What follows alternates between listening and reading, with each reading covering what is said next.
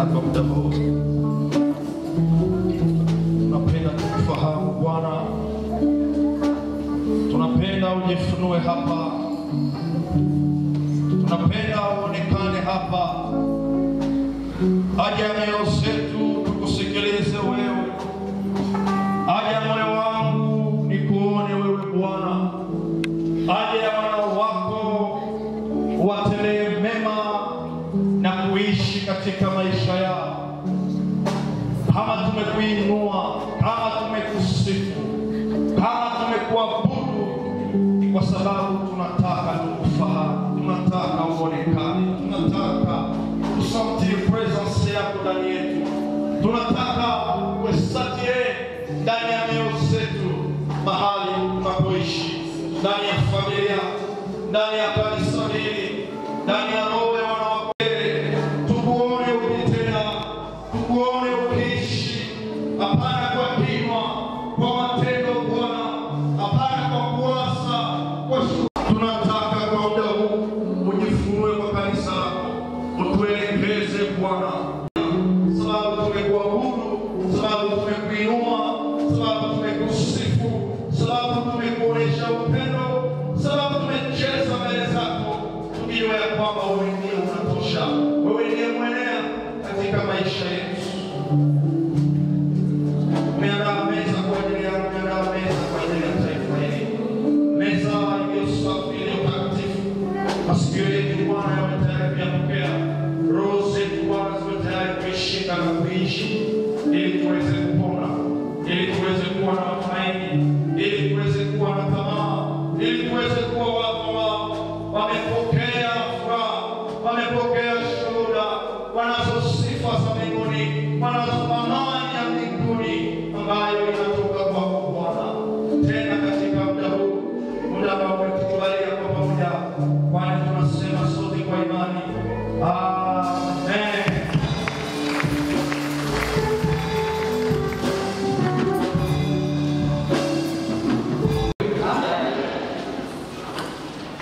Bwana Yesu asifiwe. Amen. Tunafurahia tena Bwana ambaye ametupa muda huu kwa ibada ya pili. Somo yetu ibada ya kwanza ilikuwa katika Luka, hii katika Warumi. Barua ya Paulo kwa Warumi sura yake ya 8, tunaacha 12:8. Romains chapitre 8, le verset 28, tunaendelea jusqu'à 39. Tumepata wa Kristo, tumepata wa Kristo. Wale ambao wamepata tutasoma, na tunajua maneno haya yote yanafanya kazi pamoja kuwapatia mema wale wanaompenda Mungu. Weka kisitari pale, wale wanaompenda Mungu, kwa wale walioitwa kwa kusudi lake, kwa sababu wale ambao aliwajua tangu zamani, aliwachagua tangu zamani wafananishwe na sura ya mwana wake. Weka kishitari, sura ya mwana wake, ili awe mzaliwa wa kwanza katikati ya ndugu wengi. Na wale ambao aliwachagua tangu zamani akawaita vile vile, na wale ambao aliwaita akawahesabia haki. Ni nani anayehukumu? Ndiye Kristo aliyekufa, ndio zaidi amefufuka, naye yuko kwa mkono wa kuume wa Mungu, tena ndiye anayetuombea. Ni nani au ni kitu gani ambacho utatutenga na mapendo ya Kristo? Ama ni nani ambaye atakutenga na mapendo ya Kristo? Hili ni swali. Je, mateso au taabu au ufukuzo au njaa au tupu au hatari au panga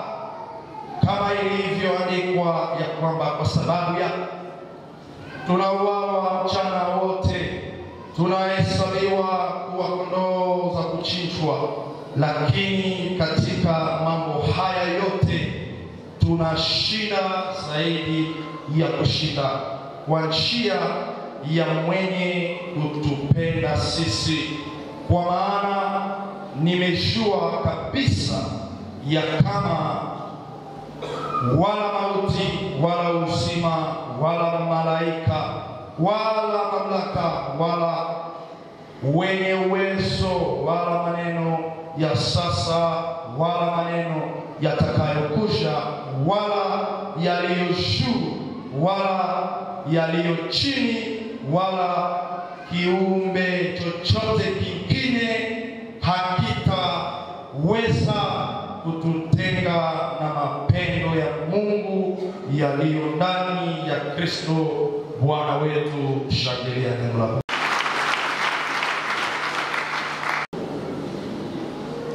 Nasema uambie jirani aandae moyo kusikia maneno ya Mungu. Najua kwa nini nasema vile.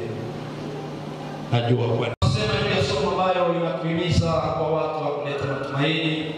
Tumeanza siku ya kwanza, tumeifunga leo. Alafu hapa tutazungumzia matumaini na tutaweza kuweka mkazo sana juu ya hili swali ambalo tunalipata kwenye verse ya 13. Hali ndipo tutaweka mkazo sana. Tutaweza kuzungumza juu ya matumaini, itakuwa kwa muda mchache, alafu tutaweka mkazo hapo na itakuwa ni mwisho wa somo. Tumeeleza juu ya matumaini, sema ya kwamba Mkristo kamili, kwa ambaye unajua umeamini Yesu, inakubidi ujue ya kwamba unahitajika kuweza kuimarisha, kuweza kuzidisha kuwapatia watu matumaini. Kwa ambaye unajua Bwana ni shurti, ni obligation ya kila mtu ambaye anajua Mungu ili aweze kuishimamisha matumaini katika mazingira anayoishi, ndani ya familia yako, ndani ya kanisa lako, na ndani ya jamii ama society, mahali ambapo Mungu amekuweka. Tulikutana na changamoto tuliyokuwa nayo, inamwalika mshemashi mmoja. Tukiangalia ya kwamba sasa imekuwa vice-versa, imekuwa le contraire de la réalité. Tunaona sasa sisi ambao tumekuwa Wakristo ambao tunaitwa kuimarisha, kuzidisha matumaini, alafu ni sisi ndio tunawakatisha watu wengine tamaa. Na kuna siku moja nilisema katika wiki ya kwamba watu wanapokata tamaa, iwe katika familia, iwe katika jamii ama society, ama iwe katika kanisa, isikue wewe jopote wa kuacha watu wanakata matumaini. Mshamaa yangu watu wakichukia Mungu, isikue wewe ndio unaacha watu wanachukia Mungu. Kama ni ukatie watu wakichukia Mungu, isikue wewe Kristo le soit des chrétiens ndio mwenye unaacha watu wanakatala kufuata Mungu. Ikikuwa katika kanisa, mimi mchungaji, isikue ni mimi nimeacha watu wanarudi nyuma na wakakataa kumfuata Yesu. Kama watu wanakataa kuja kanisani, isikue ni wewe Mkristo ambaye unajiita Mkristo ambaye unawarahisisha watu kutokuja kanisani ama unadekurasha watu kutokuja kumfuata Bwana. Tulisema ya kwamba hali hizi zikitokea, ziwe zinatokea kwa sababu watu wengine walifanya, lakini si kwa sababu mimi na wewe tulifanya. Mimi na wewe tunaitwa, watu wanapotuona, watu wanapotutazama, watu wanapotuangalia, watu wanapotusikia, wawe na hamu ya kumtafuta Mungu, wawe na hamu ya kumrudia Bwana, wawe na matumaini ya kwamba siku moja tutamuona Bwana. Amen. Amen. Lakini sisi, nisema sisi na mimi niko pale, tumekuwa chanzo ya kuacha watu wanakataa kumfuata Bwana. Tumekuwa chanzo katika majamaa, watu wanasema kama Mungu iko hayo, kisha wewe unasema huko na Mungu unafanana Kumbe hakuna tena cha kufaa. Bora tubakie huko. Tunawasikia hapa wapagani wamoja ambao wanasema nani ni Wakristo na si wapagani tunafanana. Inaonesha kwamba Wakristo tumepoteza verticality, tumepoteza heshima zetu, tumepoteza priority na tumeanza kufananishwa. Ndio maana mpagani na Mkristo leo kuwajua imekuwa shida. Kujua mchungaji wa kweli na mchungaji wa uongo imekuwa shida. Kujua watu ambao wanampenda Bwana na wasiompenda Bwana imekuwa problem. Kujua Wakristo ambao wameokoka na wasiokoka imekuwa shida. Unaweza una mama Mkristo ambaye ameokoka akitoka nyumbani kwake anavaa sawa kahaba, na mama mpagani naye ambaye ni mtu wa shetani akitoka nyumbani naye anavaa sawa kahaba. Wote wanakutana sokoni, Mkristo na kahaba egal kahaba. Kisha watu wanaotuangalia bahali ya kuleta matumaini tumewavunja mioyo wakisema akumbe na kisomo hakuna kitu. Kuna siku moja tulikuwa na mhubiri mpagani alafu akasema, "Bwana yeye mnaenda kusomo, mnatupitia yeye mnaenda kwacho. Mungu na nini nisi hapo? Wenyewe mmekuja akasema natoka hapa. Eske diferensi yako na mpagani itaonekana?" Amen. Nilisema uandae moyo wako, kama haukuandaa tajaribiwa leo.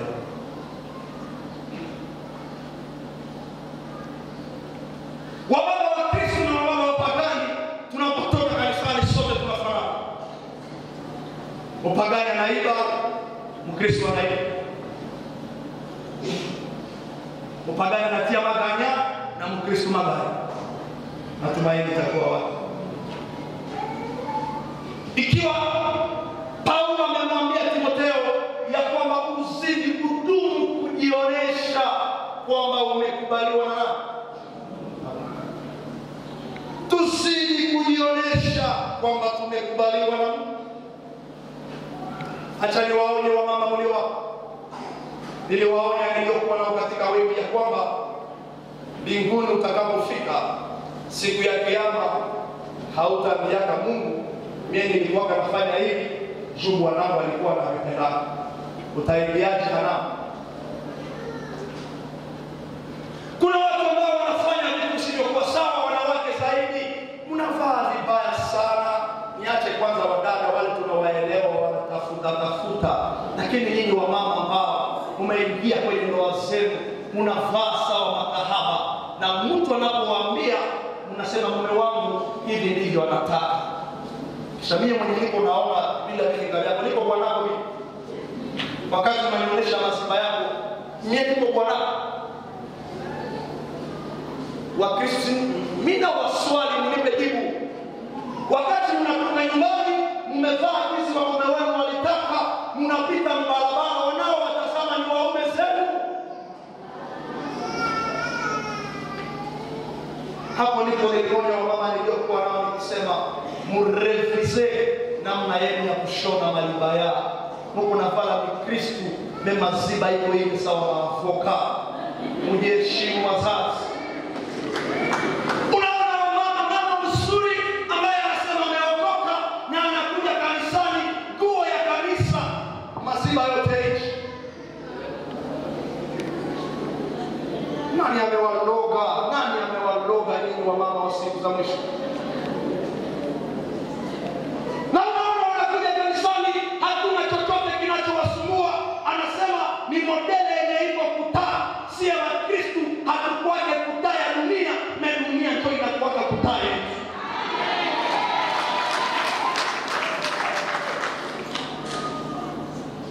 Waangalie unamwambia arudie kunyumba aje tengeneza ibada. Tusikuwe tunafanya makanisa ya makahaba indirectement. Mnajua kuna wababa na vijana ambao hawataona ufalme wa Mungu sababu unayowaonesha kila mara. Imeandikwa mtu anayetazama mwanamke kwa kusiri naye amesiri naye tayari. Unapowaonesha mwili wako. Akababa kawapo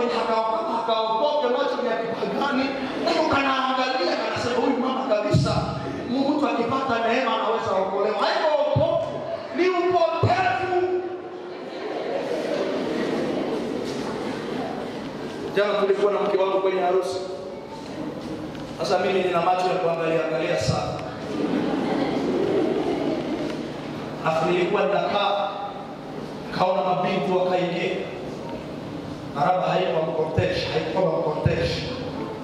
Mabinti huyo waliingia, walikuwa na invitation. Kaambia mke wangu, unaona wale wanawake maziba iko sawa kwa society yote inatokea hichi.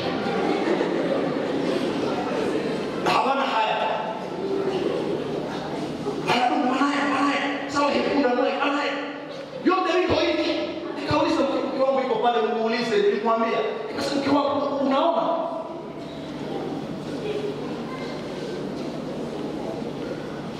Shamkitoka kwenye masherehe za harusi, vijana kinawasimamisha, mnawaza mko warembo, mko mapube.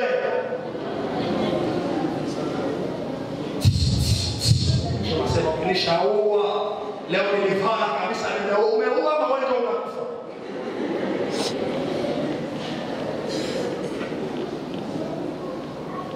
Mabinti mlio hapa mjeshi, wapagani wanajua gisi mnakuja kanisani. Unapotoka hapa, wakiwatazama nchi waone tofauti. Amen. Waone tofauti. Nyinyi wazazi mlio na watoto mnawaacha katika hali hizi, akikuletea mimba unapanike. Wewe unawaza mazile ikikuwa hivi ya mtoto inaleta matangazo gani? Wazazi mnipe jibu. Mapaja ya watoto inaonekana barabarani, ni matangazo gani? Unaona wale wanavaa mavazi mazuri, vazi ndefu, vazi inafika hapa. Hata saa ingine zimefika miguu, lakini kipasua chiko hapa. Akikata pamoja, wapagani wote wanasema haleluya.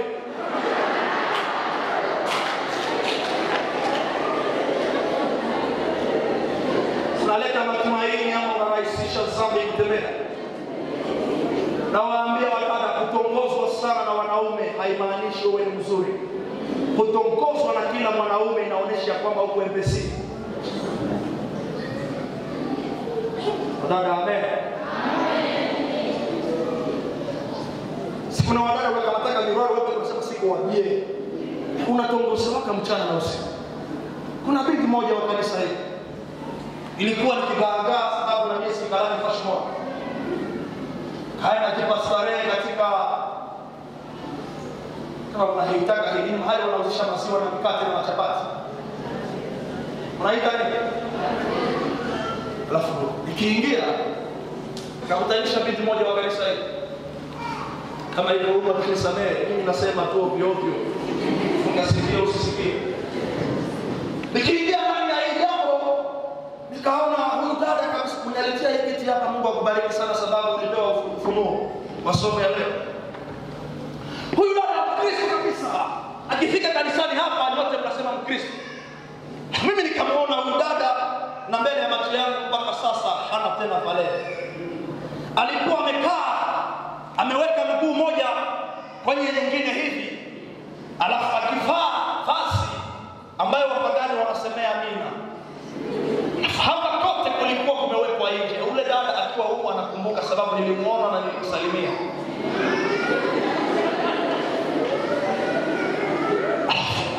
Alipoona nikiingia akashituka akaanza funika.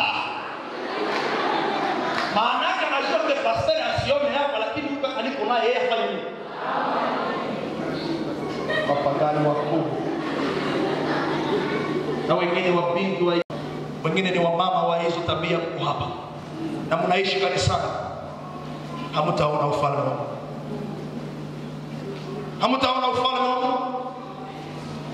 Katika ibada ya kwanza nimesema sisi wachungaji tunapenda sadaka, tunaikula na apeti. Tunakula sadaka na apeti. Tunaipenda sana wachungaji.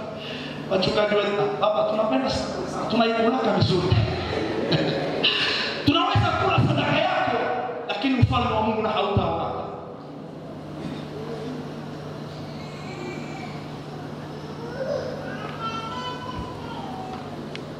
Usifananishe. Wakati mnavaa hivyo mahali ambapo mnakwenda, je, unaimarisha matumaini ama mnaua matumaini? Eske mnapatia watu hamu ya kuja kanisani ama mnaua hamu ya watu kuja kanisani? Kisha wanasema mkoa wa ibada kisomo hii ndio wanafanana, akumbe usiendake.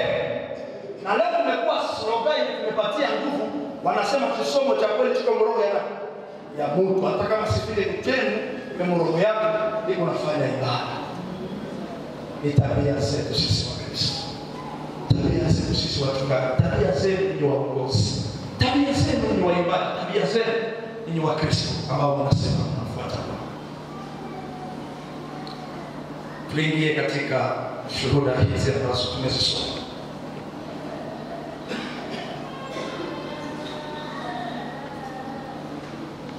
Paulo anasema kwamba hawa watu wa Roma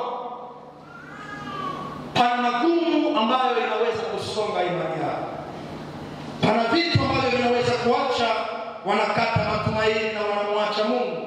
Akawatumia barua hii ambayo inatuonya leo. Paulo anasema kwamba tunajua maneno yote yanafaa kazi pamoja kuwapatia neema, kuwapatia nguvu, kuwapatia matumaini wale wanaopenda kwao. Acha nikutoshe katika confession ambao unakuja kanisani ili uambie pokea ubarikiwe. Hii ni nzuri sana, furahia hata yale mafundisho.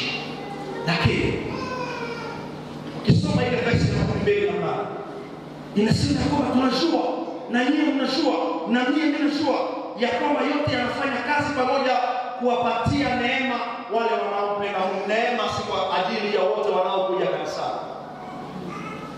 Nikisema amani, neema, baba mnasema kana kanisa ya Bwana wetu Yesu Kristo na ushirika wa Roho Mtakatifu uende nanyi daima. Amen. Unasema amen. Kama haupendi Bwana, neema haitaenda na wewe. Tunajua ya kwamba neema ya Bwana, vitu vyote vinafanya kazi kutupa neema sisi tunaopenda Bwana. Kama uko hapa haupendi Bwana, hata tukisema neema mbarikiwe Bwana, tende Bwana, washangaze, wakombolewa waseme amen, waseme amen, hakuna neema itaenda na wewe. Maandiko iko wazi. Inasema neema ya Mungu inafuataka watu wanaompenda Bwana. Sasa yeye kuuliza Bwana kama je, unampenda Bwana? Unashindwa kumuuliza, muulizane. Uliza Bwana kama je, unampenda Bwana? Hapa jiro viacha kufinya, uliza Bwana kama je, unampenda Bwana?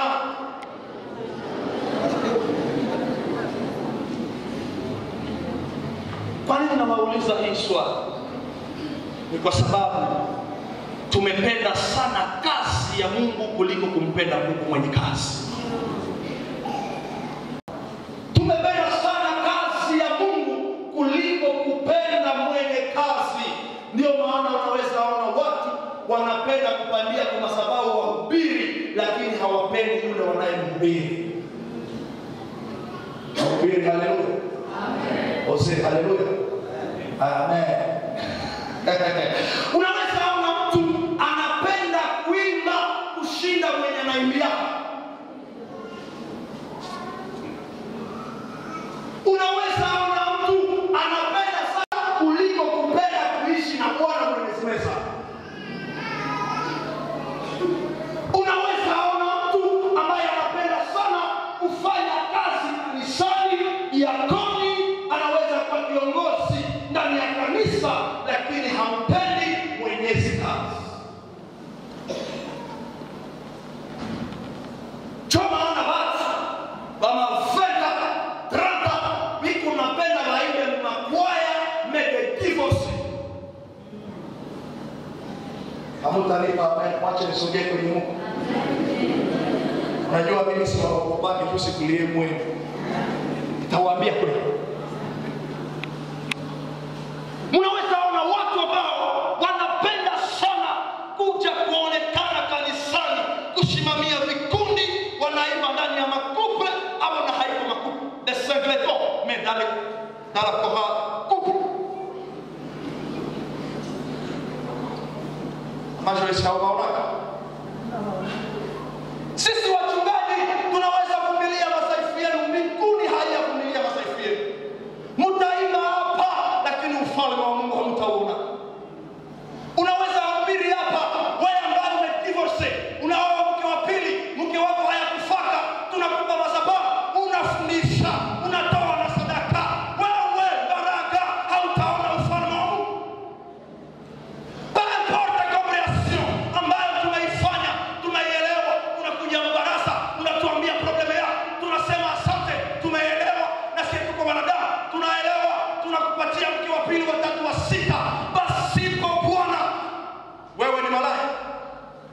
unaambiwa hautaona.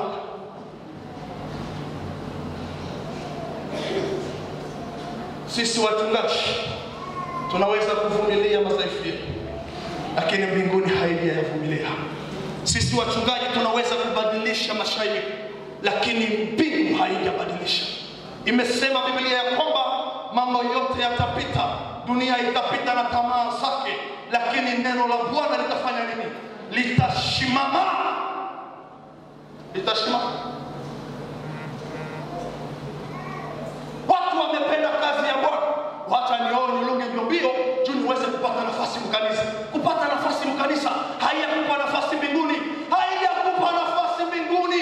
Tunaweza kukujua bie hapa, tunakupa nafasi hapa. Unakuwa mzee wa kanisa, unakuwa tia, unakuwa pastor sawa mie. Haiyakupa nafasi ndani ya ufalme wa Mungu. Kuhubiri hivi haisemi kenda ingia kabisa. Mimi naweza kuhubiri unanikuta jehanamu.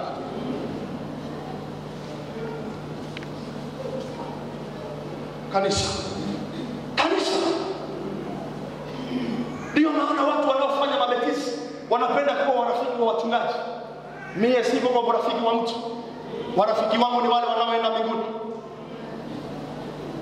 Kuna mtu aliniambia pastor, ushakuwa nafundisha Nyamakani, uache hautakuwa napata sadaka. Nikasema siishi juu ya sadaka, wewe bandi.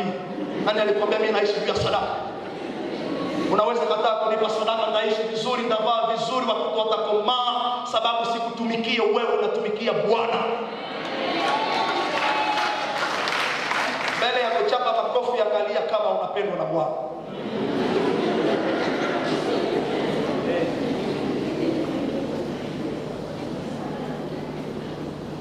Hizo kanisa za haleluya, amen, amen, amen, siko kwazo.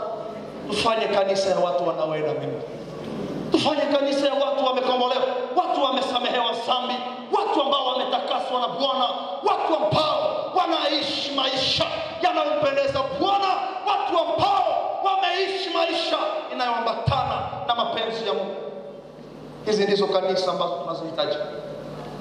Pana kanisa ya watu ambao wanakuwa fanatic wa mbinguni. Fanatic hakulaki kuprofia ekipi.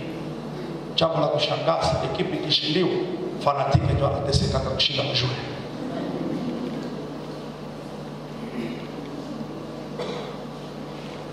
Walio na Bwana waseme amen. Watu wamependa kazi ya Mungu, lakini hawapendi Mungu. Ndio maana msishangae kanisa waimbaji wakimaliza kuimba wanaenda wanapenda kazi ya Mungu, hawapendi Mungu.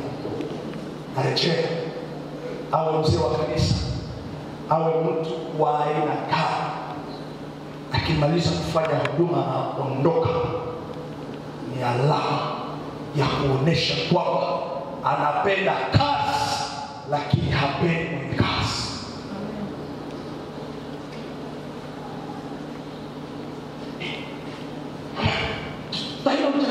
Tutaimba kusifa kusadaka. Hata nikifizere haina problem, tutaimba kusadaka bandi. Pandi. Unapenda kazi, haupendi Mungu. Unapenda kazi, haupendi Mungu.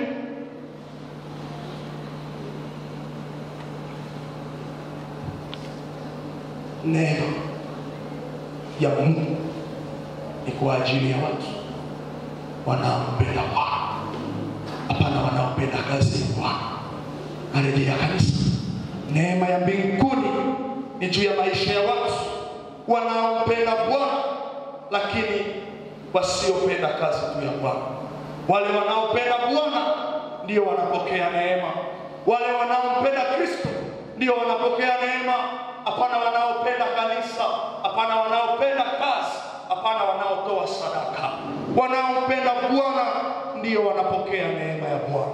Wewe unayenisikia leo, je, unampenda Bwana ama umependa kazi ya Bwana?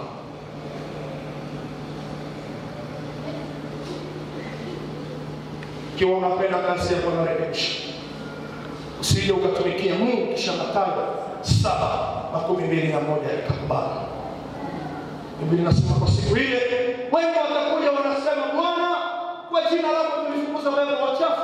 Mie tulikuimbia Bwana, tulihubiri injili, tulifanya kazi kazi hizi, wataeleza kazi walizozifanya. Unajua jibu kanisa? Biblia inasema atawajibu nini? Wenye hawasemi ndio hawakuandaa mioyo yao. Niliwaambia muandae mioyo zenu. Biblia inasema atawajibu, atawaambia ondokeni, sijawahi wajua nyinyi mliopenda kufanya nini? Fanya sana. Ni vigumu sana mtu anayependa Mungu afanye sana. Ni rahisi sana mtu anayependa kazi ya Mungu afanye sana. Inawezekana unapenda uimbaji na unapaswa kufanya na baraka pia unaweza kuja. Unaweza penda kuwa pastor, unakuwa pastor na unakuwa mketi wa kanisa. Unaweza kuwa pastor megrae screw na uko pastor. Unaweza kuwa president wa SFF na uko keko mbele yako. Unaweza kuwa president wa Kura. Si portero wa ajabu, mbinguni na haikuchui. Umependa kazi, unatoka na pesa vizuri, unapenda kazi ya Bwana. Je, unapenda Bwana? Watakaoingia mbinguni si watu waliofanya kazi ya Bwana, ni wale waliompenda Bwana. Hauwezi kuwa mbibi, hauwezi ishi na mbibi sio nakuletea kama kado. Unaweza ishi na mbibi ndio ulimpendaka ukamuoa. Kama ulioaka bibi yako usina makado, siku makado zitaisha kwa nyumba unaisha.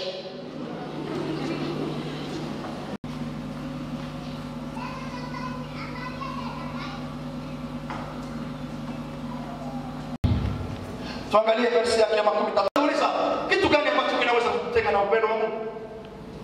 Kitu gani kinaweza kutenga na upendo wa Mungu? Kitu gani? Wanaweka madai pale chini, wanasema eskeni. Mambo ambayo Paulo aliandika ni yale ambayo taifa walikuwa wanapitia. Ni shida ambazo taifa walikuwa wanakutana nazo, ni shida ambazo hata sisi wa leo tunakutana nazo. Tunakutana na hizo shida. Paulo anauliza, je, magonjwa yanaweza kutenga na upendo wa Mungu? Eske ni njaa, eske ni krizi, eske ni kukosewa, eske ni maneno ya watu, ama ni kitu gani ambacho kina mamlaka ya kukutenga? Alafu jibu ilisema hapana. Hii ndio conclusion yenye iko perfect. Lakini katika maisha yetu ya kila siku tunakutanisha vitu vinavyokutenga.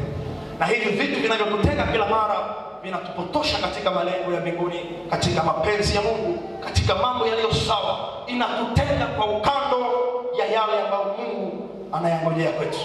Malengo ya mbinguni ni kwamba pasiwe kitu ambacho kinaweza kukutenga, pasiwe tendo, pasiwe jaribu, pasiwe magumu ambayo inaweza kukukatisha tamaa. Lakini katika ukweli wa maisha tunaona mambo na vitu ambavyo vinatukatisha tamaa kila mara.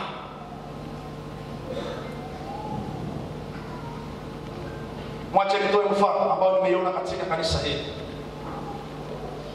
Katika kanisa hili nimeona upendo wa Mungu unaanza kupoa. Na tumezipenda pesa kuliko Mungu. Unipe masikio kanisa. Ni wachache watakao waambia haya ambao nawaambia. Tumeacha kumwacha Mungu. Upendo wetu kwa Mungu imeanza kupoa na upendo wetu kwa pesa imeanza kuzidisha. Kwa nini nasema hivi? Leo hata wachungaji tukiwa miongoni mwetu, ukiwa randevu ya pesa na randevu ya kanisa, hatuji kanisani, tunaenda tafuta pesa. Pesa na semina, tunaenda kwenye pesa, tunaacha semina.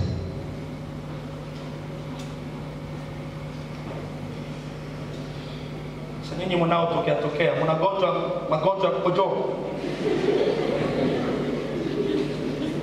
Tumependa sana pesa kuliko Mungu. Na Biblia inasema dalili za siku ya mwisho ni kwamba watu watapenda pesa kuliko nani? Kuliko Mungu. Gishi mnaikala pa Ezra ni rafiki yangu. Ezra ukipata tu ape ya kafo kope moja hivi, hausikia hata diare haiko mkoyo na kweli. Ezra ni rafiki yangu na anakuwaka wazi, amesema pastor ni kweli na mimi naye. na wewe na sie wote gizi tuko ni wachache sana ambao wanaweza pata apele ya franga na iko muibada kisha aambie Mwenyezi franga sema uchunge niko kwanza muwepo wa Bwana tutaonana baadaye. Abajo isina wenu naacha sema kama utamalizilia wimbo wa mwisho mimi naacha kwanza hapa chini.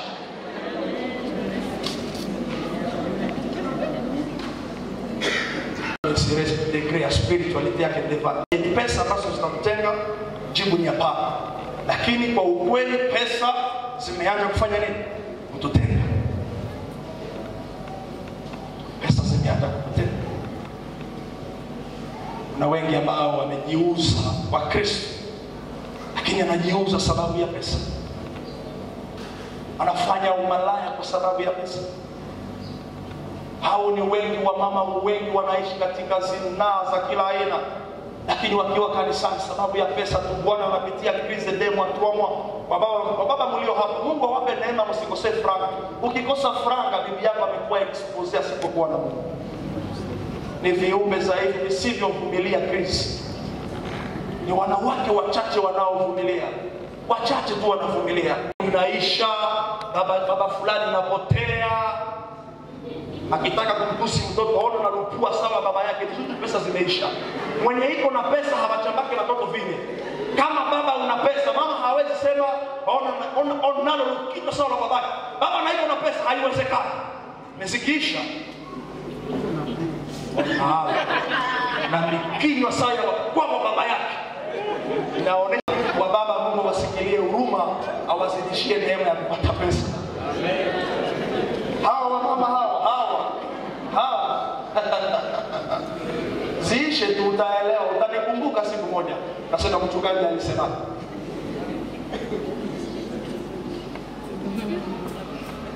mabinti wameishi maisha ya ukahaba sababu tu ya tamaa ya pesa. Wengi wako hapa wanakaa ni makahaba. Wengine walizini jana, ukinipa ruhusa nitawashimamisha sababu nimewaona.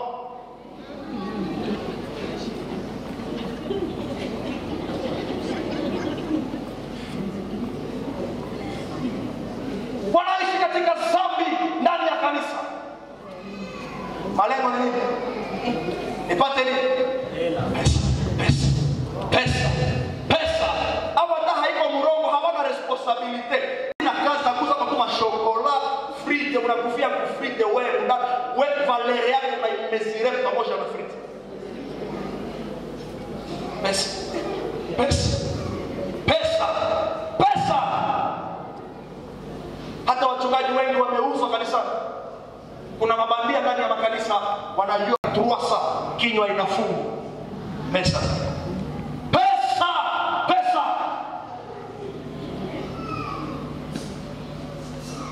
Utakufa.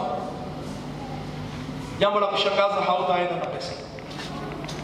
Hizo pesa ulizofanya dhambi kwa kuzitafuta utaziacha. Fanya dhambi za kila aina gizi unataka, lakini jua kuna siku utakufa. Kuna siku utakufa, utatoka ndani ya mwili. Kuna siku moja utakufa.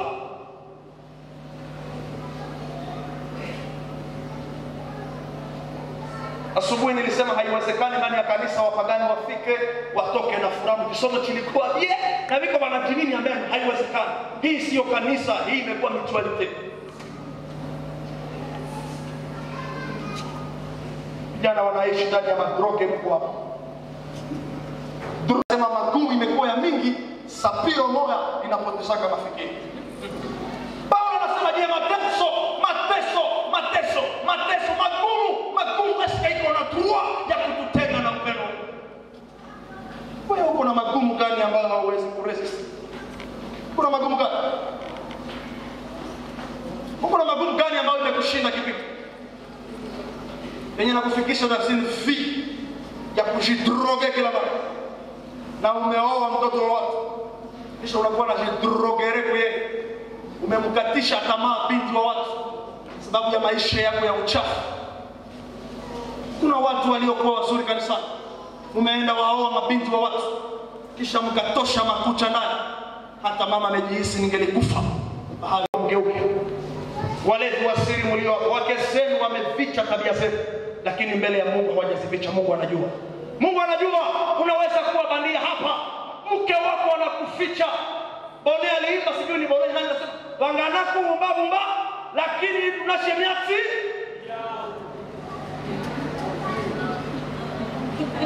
kuna wamama wamevumilia, wanakula makofi usiku, wanavumilia. Basi wewe alitombeka mkisomo ambapo tufunikane sawa kitambaa. Mfunikane kule na ile madhaifu. Mtakufa mnapotea. Mtakufa mnapotea.